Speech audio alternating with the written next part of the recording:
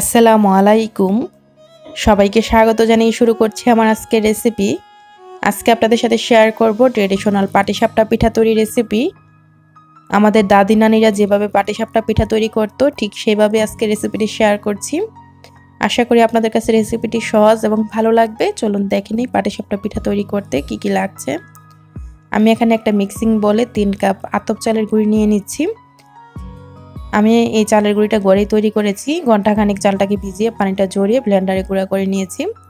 তারপর আমি এখানে 1 কাপ ময়দা দিয়ে দিচ্ছি। ময়দাটা দেওয়ার কারণে পিঠাগুলো ঠান্ডা হওয়ার পর ভেঙে যাবে না বা ফেটে যাবে না, নরম তুলতুলে থাকবে।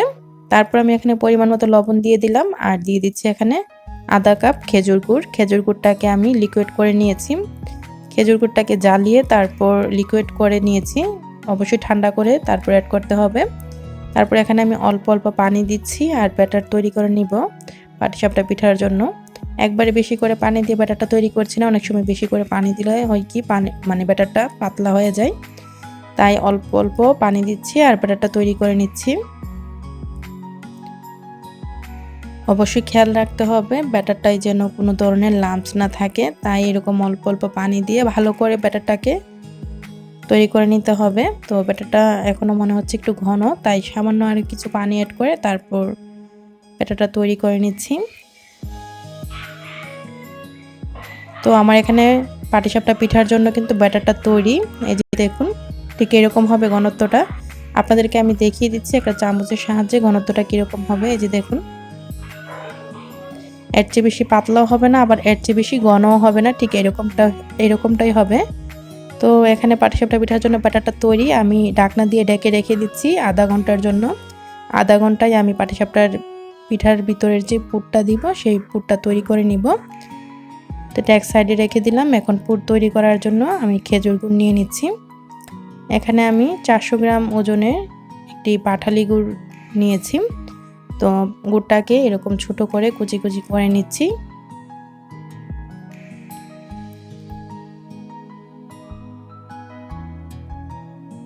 তারপর আমি চুলায় একটা প্যান বসিয়ে দিয়েছি। প্যানটা গরম হয়ে যাওয়ার পর এখানে 1 টেবিল চামচ ঘি দিয়ে দিলাম আর ঘিটা যখন গলে গিয়েছে তারপর দিয়ে দিব এখানে 3 টেবিল চামচ চালের গুঁড়ি। আমি এখানে চালের গুঁড়িটাই দিলাম। তারপর চালের গুঁড়িটাকে ঘিয়ের সাথে কিছুক্ষণ ভেজে নিতে হবে।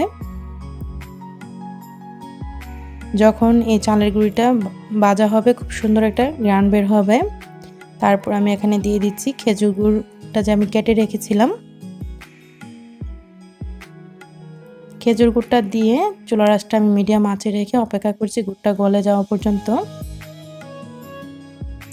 খেজুর গুড়টা কিন্তু গলে গিয়েছে। এই যে দেখুন, এখন আমি নারকেল কুচি অ্যাড করব। আমি এখানে বড় সাইজের একটি নারকেলকে কুড়িয়ে নিয়েছি এইভাবে।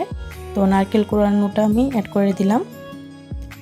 তো নারকেল কুড়ানোটা দেওয়ার পর একসাথে নেড়ে চেড়ে সব কিছু ভালো করে মিশিয়ে নিচ্ছি।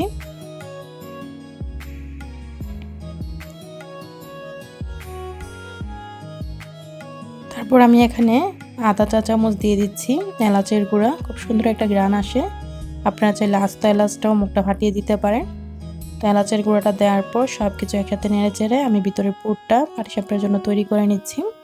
তারপর আমি এখানে একদম ঘন করে জাল করা 2 কাপ দুধকে আমি ঘন করে 1 কাপ করে নিয়েছি। তো এখানে 1 কাপ আরও আধা কাপ দিয়ে দিলাম।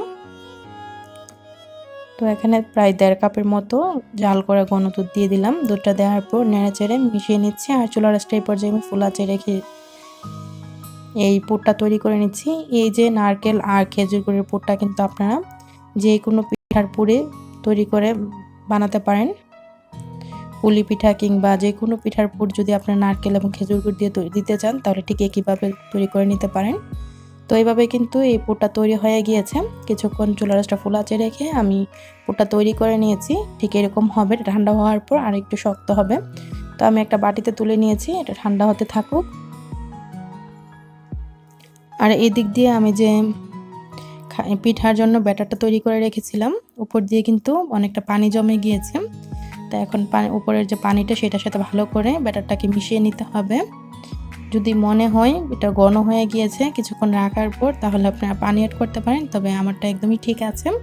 যেহেতু এটা ভেজা চালের গুঁড়ি, অনেক সময় বাজারে কেনা চালের গুঁড়িটা দিয়ে যদি ব্যাটার তৈরি করেন দেখা যায় অনেকক্ষণ রাখার পর ব্যাটারটা একটু ঘন হয়, সেই ক্ষেত্রে আপনারা পানি অ্যাড করতে পারেন অল্প পরিমাণে। তো পাটিসাপটা পিঠার জন্য ব্যাটারটা তৈরি।